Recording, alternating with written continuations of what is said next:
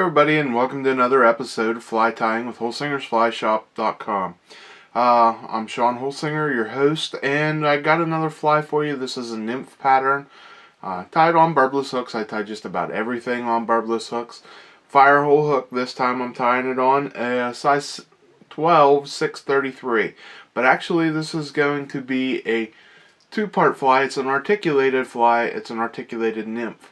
It's called the Wigglestone, or, it's a Prince Nymph, but it's in essence a Prince Nymph with lively legs, so we're changing it up a little bit, and we're making it articulated just for a little extra kick. So, gonna take a little bit to tie it, so get comfy, and I hope you enjoy it. There's a lot of simple techniques to make a nice looking fly, and it will give you something different to put in your box. So, here it is with a picture of it and the material list.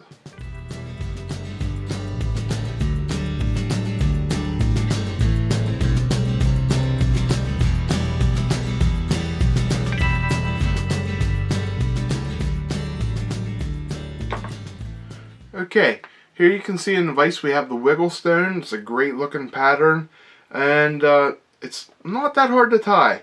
And you can see here how it articulates. The front section will wiggle around in the water, and that's easy to achieve. But we need to get into tying it first.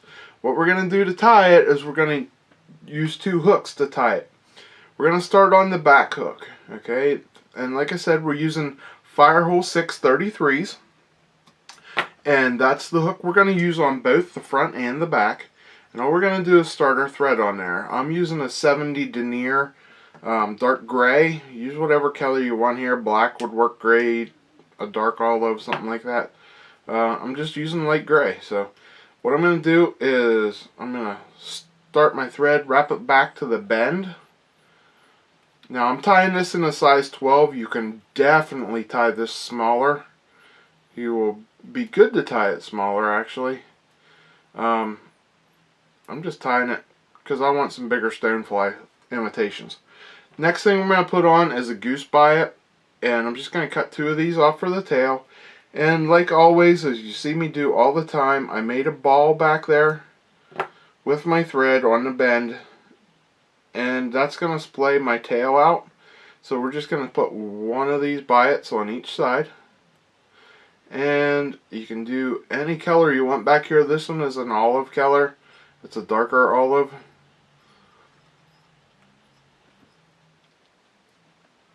Okay, and now I'm going to put the one on the other side.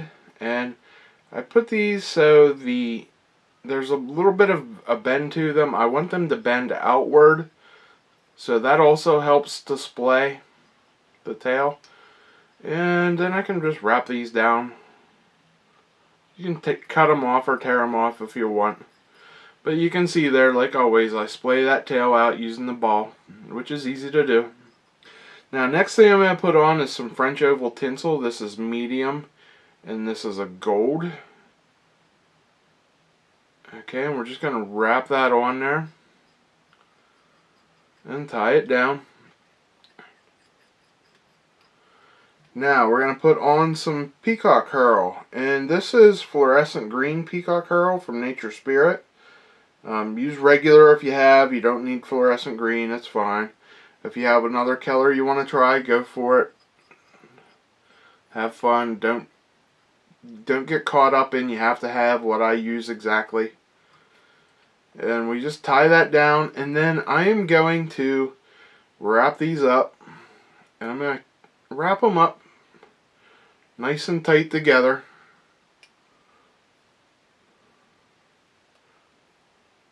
Making it nice and smooth transition there. Whoops, I broke one of them. So I'm going to make sure I get it wrapped down with the other two. There we go. So I got that all covered up and tightened down there.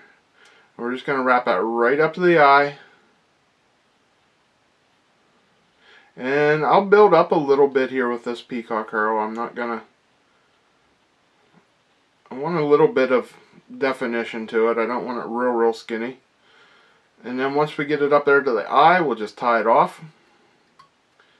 And then I'm going to use this to use my French oval tinsel to rib over top it. and that'll help protect it and hold it in there. And just make nice even wraps up there, and then we'll tie that off. Okay, now that makes the back half of your fly. So we're just going to cut this off and whip finish. Now you can hit that with a little head cement if you want. I'm just going to hit it with 2 nice whip finishes and it'll hold fine. But if you like the head cement, go for it. Or a little bone dry Solares. That's what I would use. Okay, now we have the back section of our fly. Now what we need to do is we need to take this out of the vise. And I want to put it down in the vise right by the back of the hook. You see how I'm right by the goose biots there. What I'm going to do is I'm just going to bend it in my vise until it breaks. I do not want a hook. Okay, and there you see that I busted it off. I do not want a hook on the back piece of my fly. Now that one's hanging just a little, so I'm going to trim that off. There we go. So now we're going to set this aside. If I'm tying a bunch of these, I'll do this section. And be careful taking that out of there because there's still got the point there. If I'm doing a bunch of them, I'll tie that section by itself, and I'll just tie however many. Like I just tied a dozen of them for an order. I did the whole dozen tails, then I'll do the dozen front ends. So next thing we're going to do is put another 633 size 12 in the vise. And this time I'm going to add a 3.5 millimeter tungsten bead from Firehole. This one's the black. And I'm going to add a couple wraps of lead just to make it a little bit heavier. Okay.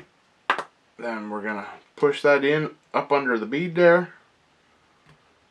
And got a little tag in there. There we go. Get that nice and trimmed up. Now I'm going to wrap this in, get it held in place here. Then what we want to do is we want to attach our tail section to our head section of the fly. To do that, we're going to use some monofilament. I'm using an 8-pound test mono, and I'm just using some Maxima clear, just my tippet material, and I'll just cut a nice section of it off, couple, like a foot or so, and I'll have scrap when I'm done. That's fine. But we're just going to tie it in, and I'm going to tie it in on the bottom, and I want it on the very bottom of the hook. And what I'll do is I'll push my fingernail right up against the bottom so it stays down there on the bottom. And then I'll wrap it up, and then I'm going to take this tag, bend it back over, and by doing that, it locks it in place. I won't be able to pull that thread out, okay? Now, I'm going to take my tail section, and I'm going to thread this mono up through the eye of my tail section. And I want it to go with the eye side down. You see how it's lined up there? That's the way I want it. And we're going to set it back here. We're just going to set the thread on top this time. And that'll keep it from going around the side and rolling around. Now, I got this pretty tight. I'm going to come back and tie it down. You can see where it's right off the bend of the hook there. So we're just going to bend this back around so we lock the top side in place. And then I'm going to trim off my tag. And I'll set this monofilament aside for the next fly.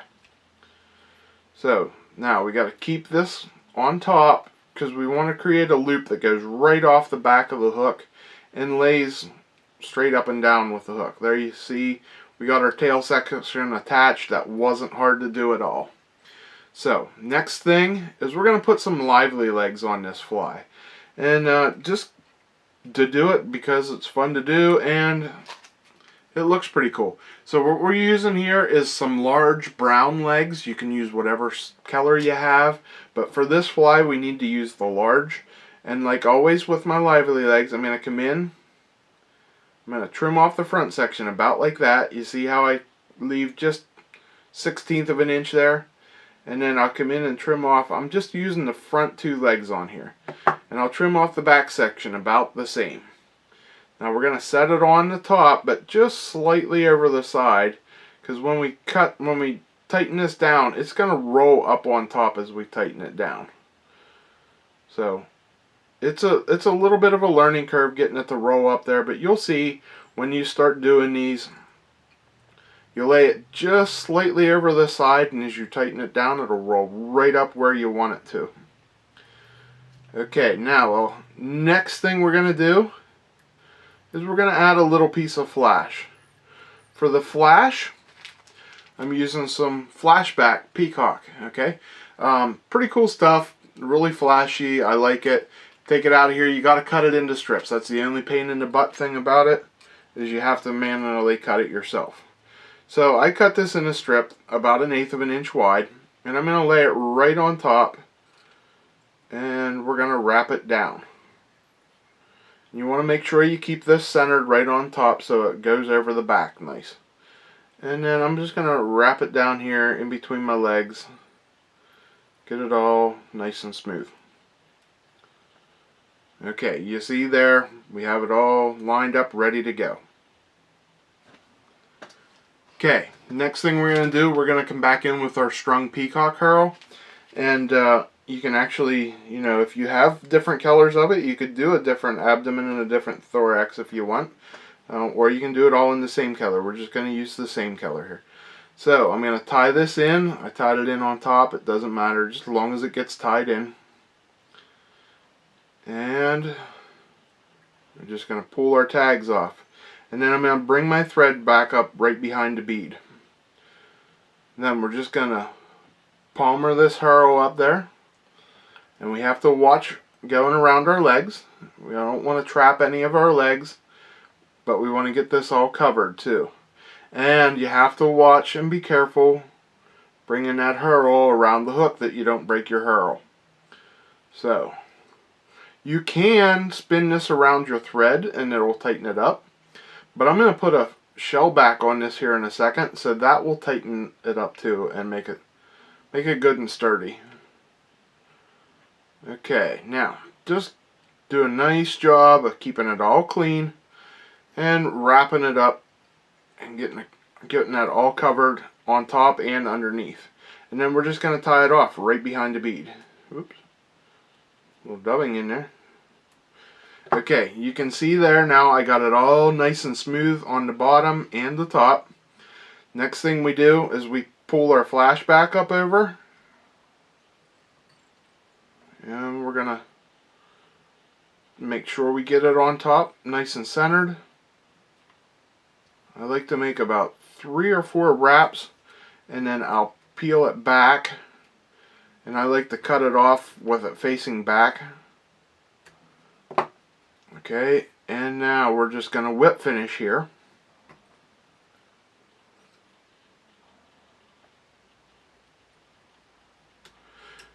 And then we're going to put a shell back on that. We're going to use some UV glue to make a nice shell back on here.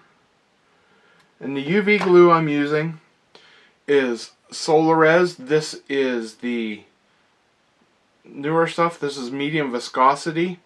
I like this stuff. One of the things I like about it, actually Solarez, I'm going to add here while I'm at it. Solarez just started making all their thick, thin, flex, all of it comes now in this size tube if you want to order it in this size tube.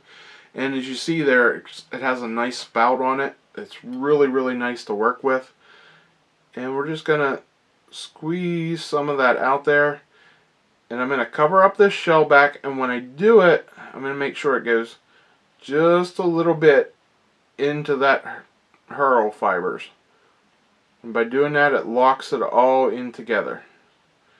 I don't want this too big. I just want a nice cover, and you see how it makes it even more flashy. So we'll hit that with our light. And that's all that's to this really cool looking fly. There you can see it's nice and articulated. And that thing will wiggle all around there. So wiggle stone, not hard to tie. A lot of techniques you already use. Okay, there you see, that wasn't a hard fly to tie. It's a lot of techniques you already know, probably if you've been tying much at all. Prince Nymph is one of the standard nymphs you'll learn, like if you go to a fly tying class or something like that. And it's a little variation on it, of course. We have no biots for the wings or hackle, which you can add that if you want, but since I put the lively legs on there, I didn't feel a need for it. So give this fly a try. You can try it in different Peacock Herl colors. We use fluorescent green here, but we got it in a bunch of different colors. You can make it lighter or darker, whatever you want. And like I said, this will be a great stonefly imitation and an all-around attractor nymph, more or less. So just a cool fly to have in your box and a cool fly to work on for some different techniques. You can use this same technique with the wiggle stone here to make an articulated streamer if you want. Just play around, have fun. That's what fly tying is all about. So don't forget a couple of our social media things. You can find us on Facebook and Instagram. Go there, and if you get to Facebook, go to our Bugs and Beard page. We have a great group on there. We share patterns and just different techniques and things like that. We get together. And also we have the Bugs and Beard podcast. If you're into listening to podcasts, we're bringing a lot of great guests on the show. We have Pat Weiss coming up here soon. One of his episodes is recorded. We have an episode where we dig into some conservation issues. Here in our area, we have the stream called the Little J, the Little Juniata. And Bill Anderson is one of the guys that has done a world of difference on preserving the stream, and he has done a whole lot to just to make the stream better and bring it back from pretty much a sewer stream to where it is now, to where it's a nationally known stream. And he shares some of the things that he did to get the stream to where it's at, and how he deals with different government agencies and stuff like that. So it's a great podcast for you to listen to. You can learn a lot of things if you're looking to, if you have a stream in your area that needs some help and you don't know where to start, this podcast is going to deal with some of those issues. So give our podcast, Bugs and Beard podcast, a listen. I'm sure you're going to enjoy that. But until next time, guys, get over and check out our social media. And if you have any questions about this fly or any other fly I tie, you can find me at holsingersflyshop@gmail.com. Just send me a message. I'll answer your message. If you're looking for a guiding trip here in central Pennsylvania too, you can message me there. And any shop related questions you can find at contact us at holsingersflyshop.com. So until next week, guys, tune in. I'll bring you another video, and I'm Sean Holsinger.